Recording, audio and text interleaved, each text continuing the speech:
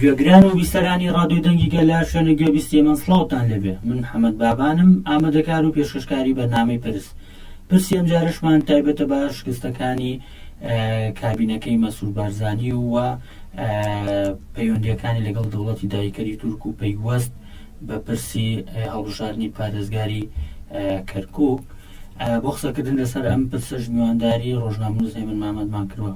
هەواڵێ من بەخێر بیت. زۆر سوپاس سەفاڵ محەممەد، سلااو لەبێت، سلااو لە بیسەرانی دەنجی گەڵ، سلااو لە کوردانی عزیز، لە هەموو ئەو کەسانەی کە گوێیان لەم بەرنامەی و گوێیان لە ئێمەیە. زۆر سپاس. گەر باز لەوە بکەین لە ماوەی 4 ساڵی ڕابردووی کابینەکەی مەسعود بارزانی و ئەو ماوەی ئەو ساڵی کە خۆیان بە شێوەیەکی نایاسایی درێژیان کردەوە و دوجار لەلایەن دادگای فیدراالیەوە شەرعیەتێکی نەما، بەڵام ئەوان لە چوارچێوەی سیاسەتی تاقڕەوی و دەستگرتن بەسەر تەواوی سێکتەرەکانی هەم بڕیار و هەم بەڕێوەبردن لە باشووری کوردستان دەبینین. لە ئێستادا دۆخی باشووری کوردستان دۆخێکی ناسەقامگیری هەیە، هاوڵاتیان لە دڵڕاوچی و ململانەیەکی تەواون لەسەرەوەی لە بینی بەدەستهێنانی بژێوی و هەر پێداویستێکی دیکەیان ماونەتەوە نازانن نەدەتوانن بژێوی دابین کەن ئەتوانن پێداویستەکانی ڕۆژانیان. بەڕێستان جارێشت سلااو، لە ڕاستیدا ئەم کابینەیە بە حیساب دروشمی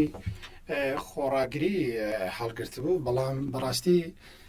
ئەم کابینەیە لە هەموو ڕۆیکە شکستی هێناوە، هەم لە ڕۆی ئابوووریەوە، هەم لە ڕۆی سلکی پەروەردەوە، هەم لە ڕۆی سلکی تەندروستیەوە، هەم لە مەسەلەی پرسی چاکسازی ئەوە دروشمی خۆڕاگریان هەڵگرت بوو و قرار وابوو کە چاکسازی بکەن، بەڵام بەپێی هەموو زانیاری ڕۆژنامەوانیەکانی ئێمە و بەپێی ئەم زانیاریانەی کە ئێمە هەمانە ئەم کابینەیە نەوەکو نەیتوانی چاکسازی بکات، بەڵکو خۆی لە گەندەڵی تێوە گڵاوە و هەمیشە دەیان زوڵم و ستەم ڕۆژانە لە هەولێر پەیوەندی بە ئێمەمانانەوە دەکرێت. زۆربەی سەرمایەدارەکان ئیفلاسیان کردووە و دەست بەسەر ملک و ماڵەکانیاندا دەگیرێت، یاخود لە ڕووداویشی تەموو مژاویدا با بڵێن لە ناویان دەبان. من دەیان دەوڵەمەند هەیە لە هەولێر، دەیان سەرمایەدار هەیە لە هەولێر، ممتەلەکاتی هەموو دەست بەسەر داگیراوە و ڕەوانەی ماڵەوە کراوە و ڕۆژانە دەبینین لە بەردەم دادگای هەولێر خەڵک پەیتا کۆنگرێ ڕۆژنامەوانی دەکات، ئەو دەڵێ فلان کەس 10 ملیۆن دلاری لێ خواردم، ئەو دەڵێ فلان کەس 50 ملیۆن دلاری لێ خواردم. طبعاً هەموو ئەمانەی کە دەکرێت ئەمانە خەڵکی ئاسایی نین، هەمویان دەسەڵاتیان لە پشتەوەیە و خودی مەسعود بارزانی لە پشتیانەوەیە و ئەو دروشمی کە هەڵیان گرت بوو چاکسازیەکە تەنها ئەوە بوو فلان کەس کە مەسەلەن کۆمپانیایشێ بوو لە باڵەکەی نێچیر لێ سندراوە و خرایە سەر باڵەکەی خۆی، فلان زەوی لەسەر فلانە کەس بوو لەسەر باڵەکەی نێچیر خراوە سەر باڵەکەی مەسرۆر. واتە مەسرور چاکسازیەکە ئێرە ئەوە بوو شتەکانی لە خەڵکی ترساندیەوە بۆ خۆی و کردەمەشا بکەین مەسلەی باج و ڕسومات لەم کابینەیە بەڕێژەیەکی بەرچاو لەسەر شانی هاوڵاتیان زیاد کراوە. طبعاً ئەمانە کاتی خۆی دەوڵەتی عوسمانی ئەو کاتە ئیمپراتۆرەتی عوسمانی داگیر کرد، مەسەلەن دەچوون بۆ هەر شوێنێک کە داگیریان دەکرد، باج و ڕسوماتیان لەسەر خەڵکەکە گران دەکرد، زیاد دەکرد و ئەوەی کە ئێستا ئەم ئیدارەی کە لێ ناوی لێنراوە کابینەی نوێ حکوومەتیرم لە ڕاستیدا لە جەوهەردا تەنها جێبەجێکاری ئەجندای دەوڵەتی داگیرکاری تورکیایە و دەوڵەتی داگیرکاری تورکیا ڕێنمایی و فەرمانیان پێدەکات و ئەوان تەنیا جێبەجێ دەکەن. بۆیە خودی باج زیادکردن فکر و بیرۆکەی دەوڵەتی داگیرکاری تورکیا، فکر و داخوازی ئەردۆغانە، چونکە لەم چوارچێوەیە ئەمان سیاسەتێکیان هەیە کە خەڵک بێزار دەکەن و خەڵک دەچەوسێنەوە و وا دەکەن خەڵک با بڵێم داواکاری بەرزتری نەبێت یعنی گەرتەمەشا بکەین لەم کابینەیە لە کابینەکانی ڕابردوو مەسەلەن ئەگەر 15 ساعت کارەبا هەبێ لەم کابینەیە کەم کرەوە بۆ 4 ساعت 5 ساعت یعنی هەموو دەستکەوتەکانی ئەم کابینەیە تەنها ئەوە بوو کە دەنانیان هەرزان کرد نرخی نانیان هەرزان کرد بەڵام لە ڕاستیدا بینیمان کە چۆن کاردانەوەکان بەڵام بەرامبەر بە مەسەلەی زیادکردنی با بڵێن داشکاندی نرخ یعنی دەتوانم لە یەکەم جار لە مێژووی مرۆڤایەتیدا باسی ئەوە بکەم لە مێژووی مرۆڤایەتیدا یەکەم جار یار و نەیار ئەو کەسانی لە بەرژەوەندیاندا بوو ئەو کەسانی لە بەرژەوەندیان نەبوو با بڵێن بە تێگڕا ئەم باسییان ڕەت کردەوە چونکە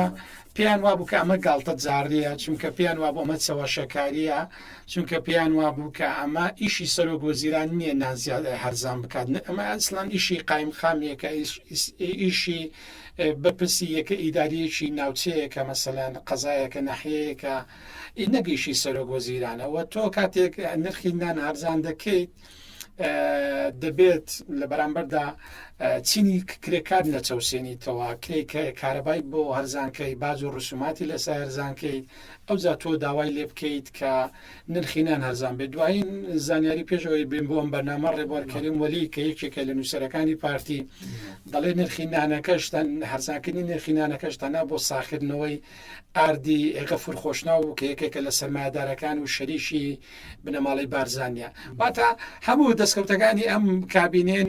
هەرزانکردنی نرخینان بوو ئەویش بوو بە گاڵتە جاری سۆسیال میدیا و میدیا هەر تایبەت بەو جۆرە بابەتانی کە دەوروژێنرێت لە ماوەی ڕابردوودا کۆمەڵێک بابەت لەلایەن خودی سەرۆکوەزیران ماوە بە سەرچوو مەسروو بارزانی خرایە بەرباز بەڵام ئەوەی بینیمان هێندەی شڵەژانی کۆمەڵایەتی دروست کرد نیوهێندا بۆ نمونە بۆ هاوڵاتیان جێگای ئومێد و دڵخۆشی نەبوو عنی بۆ لە هەر وڵاتێکی دیکە هەنگاونان بەرامبەر بە نردنەوەی بەروبوومێکی ناوخۆی یا شتێک تا ڕادەیەک لە بەشێک لە وڵاتانەی کە خاوەن بەروبوومی یاخۆ هەنا دەکراون جەژن و ئاهەنگی بۆ گێڕن بەڵام بینیمان هەم لە مەسەلەی پرسی دەنانەکە هەم لەوەی کە لە ماوەی ڕابردوودا هەناردەکردنی هەنار و پەتاتە و هەنگوین و ئەم جۆرە بەروبوومە ناوخۆیانە بینیمان تەنها شڵەژانی کۆمەڵاتی دروست کرد ئەوەشی کە بەڕێستان باستان کرد هەر ڕۆژەی لە بەردەم محکەمەی هەولێرە ئەبینین خەڵک لە دۆک باماشەوە کەواتە ئەم شڵەژانە کۆمەڵایەتیە بۆ دەزانی دەڵێت هاوڵاتیان هۆشیار بوونەتەوە ینی شکر وەکو مەحوی دەڵێت شکر هۆشیارە میلەت بەڵێ شکر هۆشیارە مەحوی شکر ئاهانیە میلەتەکە گەلی کورد لە باشوور گەلێکی هۆشیارە گەلێکی زیندووە و کاتێک تۆ باسی هەنار دەکەیت و بەدەستکەوتێکی دەزانیت بەڵام خەڵک لەولاوە سی دەکات تۆ چەندین ساڵە بە ناوی ئابووری سەر بەخۆ بە گرێبەستێکی 50 ساڵت لەگەڵ داگیرکەری تورکیا کردووە نەوت هەناردەی دەرەوە دەکەی بەڵام لەولاوە تۆ موچەکەت پێ نادرێت ژیانی ینی هاوڵاتیان نەوتیان دەستناکرێت لەناو ینی نزیکەی 8 ساڵە خەڵکی باشووری کوردستان کە لەسەر خاکێک دەژیت هەمووی نەوتە خەڵک بەرمیلێک نوتی وەرنەگرتووە ناوچە شاخاویەکان ناچار دەبن پەنا ببەن بۆ داربڕینەوە لە کاتێکدا مەسلەی داربڕینەوە وێرانکردنی ژینگەیە لەولاوە دەوڵەتی داگیرکاری تورکیا دێت بە لێشاو دار دەبڕێتەوە لەولاشەوە خەڵکی باشووری کوردستان بە ناچاری دێت ساڵانە بۆ پێداویستەکانی خۆی دار دەبڕێتەوە ینی تۆ لەسەر خەزیێنەیەکی نەوتی لەسەر وڵاتێکی خاکەکەی هەموو زێڕ و گەوەر و نەوت و سامانی سروشتیە تۆ نەتوانی بەرمیلێنێک نەوت بدەی بە خەڵکەکە تۆ ڕۆژانە 500 ملیۆن بەرمیل نەوت هەناردە دەکەی نەتوانی موچەی خەڵک بدەی چی ناردنی دوو سندوق هەنار بەدەستکەوت دەزانێت یان بەڵێ بەڵێ ینی ئەمە دەزانی کورد قسەیەکیە دەڵێت تۆ ینی جوان نیە لەم بەرنامەی باسیکەین بەڵام دەڵێت یعنی تۆ هەندێک شتێ ناتوانێت گەورەی بکەیت بە چاواشەکاری تۆ 500 میلیۆن بەرمیل 500,000 بەرمیل نەوت هەنار دەکەی گەلەکەت برسێ تازە بەتەمای بە 2 سندوقە هەنار داهاتی وڵاتەکەت زیادکەی دوای ئەسن ئەم هەنارە بۆ کوێ دەڕات من یعنی بەپێی زانیارەکانی من ئەم چەند سندوق هەنارە تەنها بۆ نوخبەیەکی شێخەکانی ئیمارات و قەتەر دەڕوات کە شەریکە بازرگانی بنەماڵی بارزانین کە هاوشێوەی بنەماڵی بارزانی سیستەمێکی خێڵەکی نادیموکراسی خۆسەپێن لە ئیمارات و قەتەر هەیە مەسەلەن تۆ چەند کیلۆ هەنجوینێک دەنێری ئەم هەنجوینە بۆ کوێ دەنێری بۆ شێخ و پاشاکانی قەتەر و ئیمارات دەنێری کە شەریکە بازرگانی ئارینی کوڕی مەسرور و مەسرورن یعنی تۆ هەنجوینت نەناردووە بۆ وڵاتێک کە مەسەلەن میلەتێکی هەژار سوودی لێبێنێت مەسەلەن بەشێکی زۆر لەو بازرگانانەی کە هەم قسەمان لەگەڵا کردوون هەموو خۆشیان دواون ئەڵێ ئێمە خۆمان بازاڕەکەمان دۆزیوەتەوە خۆمان لەسەر ئەرک و پارە و دایەتی خۆمان چوین لە قەتەر و ئیمارات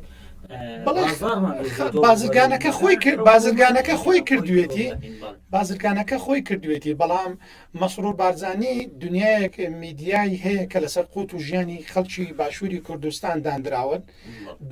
ماگانە ملیۆنەها دۆلاریان بۆ خەرز دەکرێت هەمیشە دەیانەوێت چاوەشەکاری بکەن و هەمیشە دەیانەوێت فولە سەرۆکەکەیان بکەن بەڵام لەولاوە سەرۆکەکەیان هەچەند فوتیە بکەی ینی تۆ بەتاڵە بۆیە ینی ئەو بازرگانانەکە دەڵێن ڕاست دەکەن خۆیان ئەم مەسلەی ئەم با بڵێن ئاڵوگۆڕێ بازرگانیانە دەکەن بەڵام دوجار میدیای چاوەشەکاریەکانیان دەڵێت ئەمە بە فەرمانی مەسرور بارزانی هەناردا هەنار دەکرا ینی ینی ئەمە پەڕی گاڵتە جاریە یان بە فەرمانی مەسرور بارزانی دەنان هەرزان کرا ینی ئەمە ئیشی سەرۆک وەزیران نییە ئیشی سەرۆک وەزیران ئەوەیە کە خاچی وڵاتەکەی لە داگیرکاری بپارێزێت ئیشی سەرۆک وەزیران ئەوەیە خاچی وڵاتەکەی لە هێریشی دڕۆنی داگیرکرد بپارێزێت ئیشی سەرۆک وەزیران ئەوەیە کە موچەی خەڵکی فەرمانبەران و مامۆستانی لە کاتی خۆی بدات ئیشی سەرۆک وەزیران ئەوەیە کە سیستەمی پەروەردە چاپ بکات سی دەکەین ئەمە نزیکەی 4 مانگە لە سنووری سلێمانی و ڕاپەڕین و گرمیان قوتابخانە و خوێندگاکان نەکراونەتەوە مەسرور بارزانی باچینێ وەگەوەی نەبایدی بێ نەباران یعنی تۆ کاکە دەنانم بۆ هەرزان دەنانم بۆ مەکە بە هەزار وەرە ساڵم بۆ بکە بە دوان زەمان دەنانم بۆ کاک ئەسڵان خەڵکی باشووری کوردستان ئێستا لە ڕووی هۆشیاری تەندروستیەوە هۆشیار بۆتەوە نان و شەکری تەر کرد و من بەش بە حاڵی خۆم زیاتر لە 2 ساڵە نان و شەکرم تەر کردووە یعنی خەڵک هۆشیار بۆتەوە ئێستاکە ڕۆژانە بابەتە تەندروستیەکان لە ڕێگەی سۆسیال میدیا لە ڕێگەی گۆگڵ گەڕانی بۆ دەکات خەڵک باش دەزانێت کە مەسلەی ناخواردن مەسلەی شەکر زیانت پێدەگەێنێت ئەسڵان خەڵک نانی تەر کردووە ینی ئەسڵەن ئێمە نەمان بینیوە لە ماوەی 32 ساڵی ڕابردوو خەڵک مەسەلەن داوای هەرزان بوونی نانی بکات کە خەڵک کێشەی نییە ینی نانەوەخانە و سەمونونەکان ئەوەندە زۆرن کێشەمان نیەوە و دەمەوێت لێرە شتێک بڵێم یعنی لە باشووری کوردستان نانەوەخانە و سەمونخانەکان چینی چەساوە و کرێکار و هەژارن ئەسڵەن زۆر لەگەڵ خەڵکەکەی خۆیان باشن نانەکانیان زۆر باشە بەڵام ئەوە نانی تورکی داگیرکەرە کە بەدانەیە نانی تورکی داگیر کرد لە مارکێتەکان 4 بە هەزارە ئەمە نانی تووچەی داگیرکەرە کە دڵنیام شێرپەنجەیە کە دڵنیام مەوادی خراپە چونکە تووچەی داگیرکرد هەرگیز شتێک نانێرێ بۆ ئەم گەڵەی باشوور کە سوودی هەبێ سەمونەیەکی نردووە من جارێکیان کڕێم گوتم زارم ئەم سەمونە تورکێتیە بڕواب کە 4 کڕی بە 1000 ڕوبعێک 4 سەمونی تورکی 4 سەمونی تورکی بە 1000 ڕوبعێکم کڕی گوتم زانم ئەمە چۆنە بڕواب کە چوم لە ماڵەوە دانەیەکم بۆ نەخوراوەکەی ترم فڕدا لەبەروەی تامێکی لێداهات زۆر ناخۆش بوو نازانم ئاردەکەی تێکچوو بۆ ئەکسپایر ببوو چییە ئەگەر مەسرور بارزانی ڕاست دەکات با لە نەگەڕێ ئەم سەمونانەی داگیر کرد بێت 4 بە 1000 دینار ینی گەلی باشوور 8 سەمونی دەدا بە 1000 هەشت نانی دەدا بازار خەڵک کێشەی نییە لەسەر مەسەلیان نان و سەمون خەڵک کێشەیە لەسەر ئازادی خەڵک کێشەیە لەسەر موچە خەڵک کێشەیە لەسەر درۆنەکانی داگیرکەری تورکیا خەڵک کێشەیە لەسەر مەسلەی کەرکوو خەڵک کێشەیە لەسەر خیانەت تۆ خیانەتم لێمەکە تۆ 6,000 ژن و کچی کوردانی من کوردانی ئێزیدی خوشکانی من دایکانی منە تەسلیم بە داعش کرد تۆ خیانەت مەکە تۆ لێمە گەڕێت دەوڵەتی داگیرکاری تورکیا بێتە ناو خاکەکەمان 84 بارگای تورکیای داگیرکەری لە خاکەکەمان تۆ ئەمە ڕێگری لەمانە بکە خیانەت مەکە مەبە بە کەوا سووری بەر لەشکری داگیر کرد کاکە کێشەک نییە بە ئێمە چوان نان بکڕین بە ئازاد دینار ئێمە کێشەی نانمان نییە ئەسڵەن ئێمە نانمان تەرک ئەسڵەن نانمان تەرک کردووە و ئێمە نانێکی خۆماڵی نانمان هەمانە نانی دایکانی خۆمان کە پێی دەڵێن نانی تیری نانێکی تەندروست نانێکی باشە ئێمە کێشەی نانمان نییە تۆ ڕێگر بە ڕێگە بگرە لەوەی کە تورکیای داگیر کرد نانی ئێکسپایرمان بۆ سەمونی ئێکسپایرمان بۆ نەنێرێ باسی درۆن و هێرشدای کارەکانی کرد ئەینە سەر پرسی سیاسەتی بنەماڵی بارزانی و پەدەکە بە شێوێکی گشتی هەم لەسەر ئاستە نەتەوایەتەکە هەم لەسەر ئاستی هەنگاوەکانی داهاتوو لە بەردەم کورد هەم لە ناوچە جێناوەکان و کەرکووک و هەم لە باشووری کوردستانیش بێگومان وەڕشتا باسان کرد ئەشی حکوومەت پاراستی سەروەریە و کۆکردنەوەی کۆدەنگی لە نێوان ئەو هێز و لایەنە سیاسیانی کە سیاسەتەکەن و خەڵک دەنگیان پێداون کە خەڵکی شاوەڕێ ئەویان لەیەکرێت کە کاریان بۆ بکەن بەڵام لە باشووری کوردستان لەگەڵ ئەوەی کە پەرلەمان پەکخراوە تەواوی دەسەڵاتەکان لە دەست بنەماڵی بارزانی و پەدەکەیە پێویست بە بابەتی درۆنەکان من دەزانین لە ماوەی 20 ساڵی ڕابردووە بەردەوام دەوڵەتی دایکەری تورک هێرش و بۆرمانەکانی سەر باشووری کوردستان بووەوە لە دوای 2015 بە ئامانجگرتنی هاوڵاتیانی مەدەنی زیادی کردو لە ماوەی 2-3 ساڵی ڕابردووشدا بابەتی درۆنەکان و بە ئامانجگرتنی هاوڵاتیانی مەدەنی لە ڕێگای درۆنەکان و زۆر زیادی کردووە بەڵام ئێمە دەبینین ڕووداوێک بابەتی ئەو درۆنی کە لەلایەن هێزە عێراقیەکان و گروپەکانی عێراق جا بە دەوروبەری پیرمامۆ یاخود گوێ نفوزیەوەی کە شوێنی حەوانە دەستگای مخابراتی پاراستنی پارتی هەم پاراستن هەم ئەو دەستگای مخابراتانی کە تەمانەوە بە تەنیا دەستگای مخابراتی پاراستنیە میت و موسادی ئیسرائیلیش باوکاری دەستگای پاراستن لەوێ کار دەکەن بۆ لێدان لە بەرژەوەندیەکانی کورد بۆ لێدان لە پارتی کرێکەرانی کوردستان گەری لە ئازادی خوازەکان بڵێ دەبینین لە بابەتی بۆردمانەکاندا نەک هەر ئەوەی کە ناڕەزایەتی شیانیە بەڵکو هەم هەندانی شیانی و هاوکاری شیانەیە لە بڵاوکردنەوە ئەو چاوەشەکارە میدیاییە کە لە چوارچێوەی ئەو شەڕە تایبەتایە کە هاوکاتی هێرشە و بۆردمانەکانە خێزتە باشووری کوردستانە لەلایەن دەوڵەتی تورکەوە بەڵام لە حاڵەتێکی ئاوایە دەبینین تەواوی ڕێکخراوەکان بۆ توێژە دەیانجوولێنن بۆ بابەتەکەکەن بە بابەتی پرسیینەتەوەی دەیکەن بە بابەتی پرسیینەتەوەی بەڵام ئەوەی بینیمان کە لە کەرکووک دۆخێکیان بەسەر کوردایەنە بێگومان دوجاری نستەرەوە بەڵام لە پرسی درۆنەکانە بۆچی بۆ هێرشدای کارەکان بێدەنگ بەڵام لە حاڵەتی ئێمە بڵێ هەڤاڵ محەممەد ئێمە ساڵانێکە هاوار دەکەین دەڵێن ئەوەی کە ئەمڕۆ ئێوە بێدەنجی دەکەن بەیانی لە خۆتان دەقەومێت ئێمە قسەیەک هەیە ئەگەر نازانم بەتاوەتی لە بەرم نییە دەڵێ سۆسیالیستەکانیان گرت گوتم من ساقم خۆ من سۆسیالیست نیم چەپەکانیان گرت گوتم من چەپ نیم دوجار سەڕێی خۆم هات کەس لەسرم نهاتە جواب یعنی ئێمە ساڵانێکە ئەمە پێشبینی کراو بوو ئێمە دەیانجار وتارمان نووسیوە قسەمان کردووە دەڵێن ئەو درۆنانەی دەوڵەتی داگیرکاری تورکیا کە دەکرێتە سەر خەڵکی باشووری کوردستان دەخرێتە سەر کامپی مەخمۆر کە ژن و مناڵی سیڤیلی لێە دەخرێتە سەر ژن و منداڵ لە پێنجوێن لە شارە زۆر لە فڕۆکەخانەی مەدەنی سلێمانی لە باغ و ڕەزەکانی کوردستان ئێوەی بنەماڵەی بارزانی لە بڕی ئەوەی ئیدانەی بکەن دێن پاساوی بۆ دەدۆزنەوە دەڵێن ئەمە فڕۆکەیەکی تورکیا لە ئۆتۆمبیلێکی پەکەکەی دا وەگەوەی کە پەکەکە کورد نەبێ وەگەوەی کە پەکەکە ئینسان نەبێ وەگەوەی کە پەکەکە خاوەنی ئەم خاکە نەبێت دێ ڕەوایەتی دەدەی بەوەی کە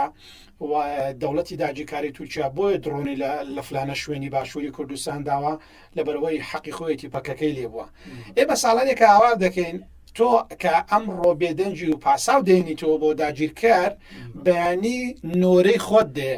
نۆرەی خۆت دێ وەک چۆن کە سۆسیالیستەکانیان گرت تۆ گوتت حەقم نییە و ماڕێک چەپەکانیان گرت تۆ گوتی حەقم نییە و دوجار نۆرەی خۆی هات تۆش نۆرەی خۆت دێت. بۆیە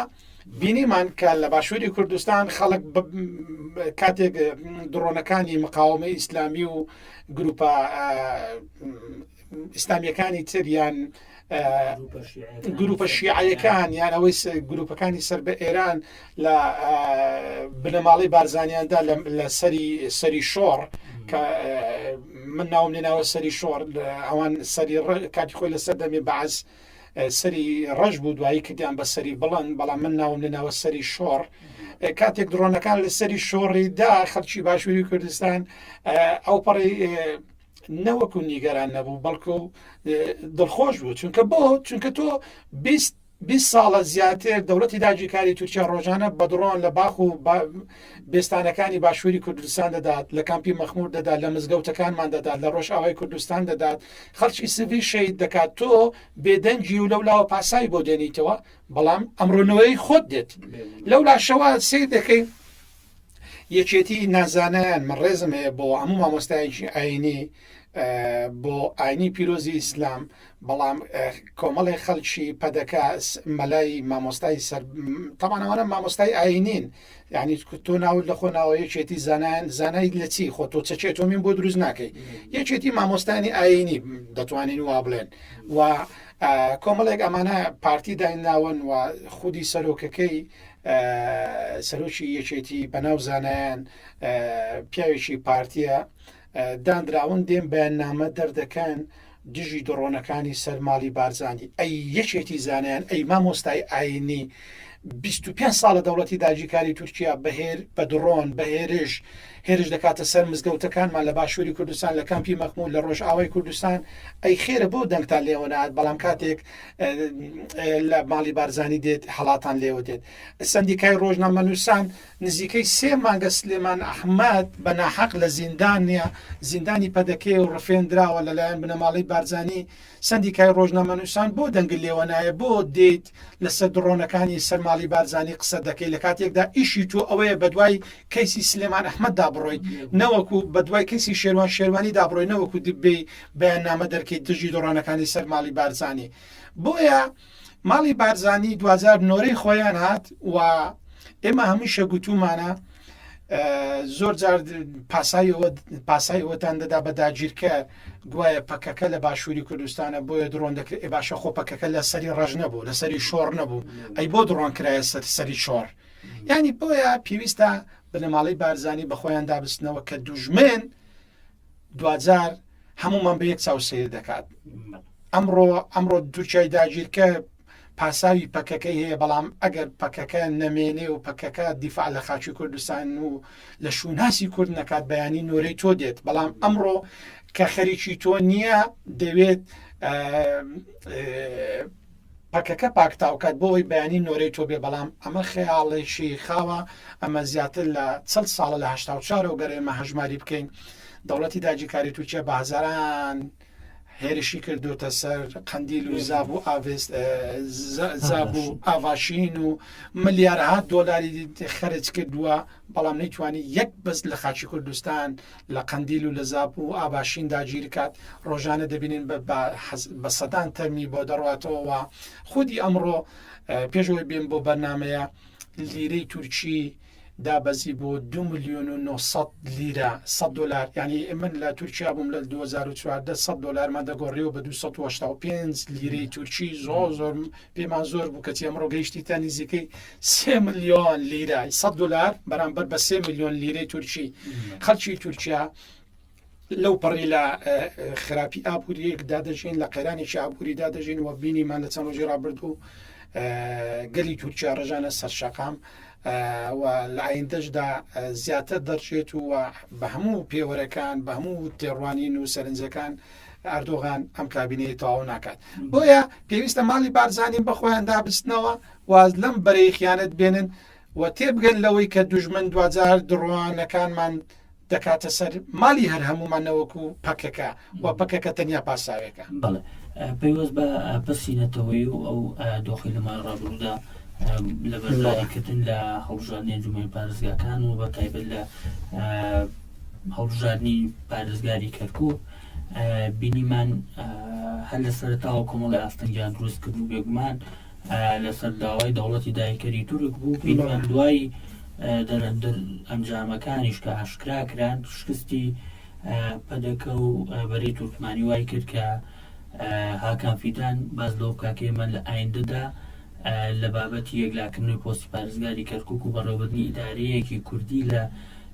شارەکان باوبەشی لەگەڵ بەرەی تورکمانی و پەدەکەکان دەکەین. ئێمە نامانەوێت پۆزیسیۆنی کورد لە کەرکووک بە ئاراستەیەک بێت کە هەم دژایەتی بۆ دەستوەرانەکانی تووشیا دروستکە هەم بۆ ئەوەشی کە جارێکی دیکە شوناسی کەرکووکیان بۆ بگەڕێتەوە ئەو گۆڕینە دیموگرافیا و تعریبەی هەیە هەڵی بۆشێنەوە بینیمان وتی ئێمە باوەشی لەگەڵ پەدەکە کار دەکەین کۆمەڵێک ناڕۆزایەتی و دەرەنجام ڕوودا سەبارەت بە بێدەنگی پەدەکە لە دوایین لێدوانیدا بوون پەدەکاڵێمە باوەشی لەگەڵ کورد کارەکەی پێ دوایە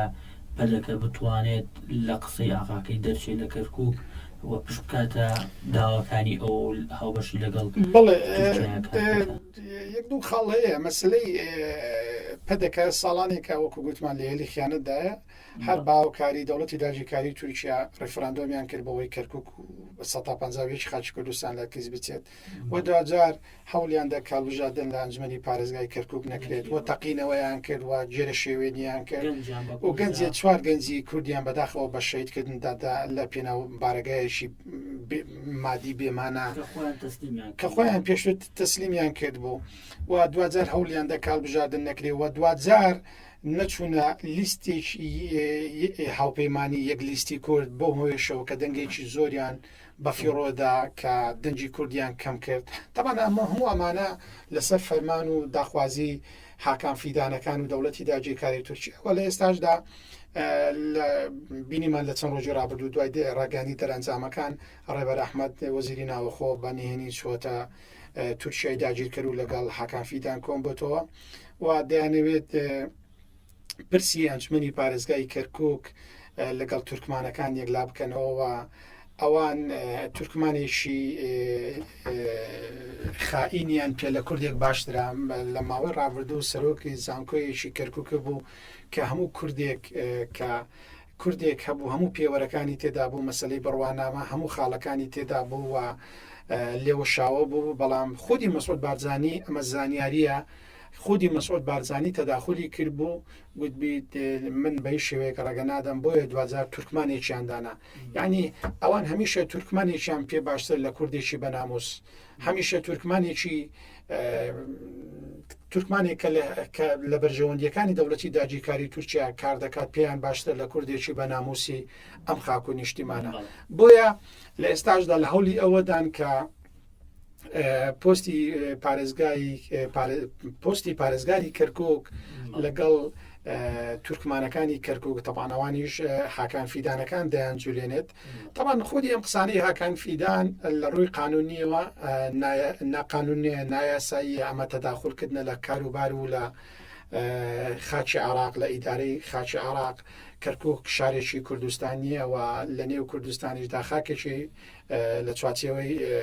خاچی عراقدایە و بەپێی دەستور کورد لە باشووری کوردستان و لە عراق مافەکانی پارێزراوە بۆ هاکان فیدان و بۆ باوکی هاکان فیدانیش نییە پۆستی پارێزگاری کەرکووکێک لا بکاتەوە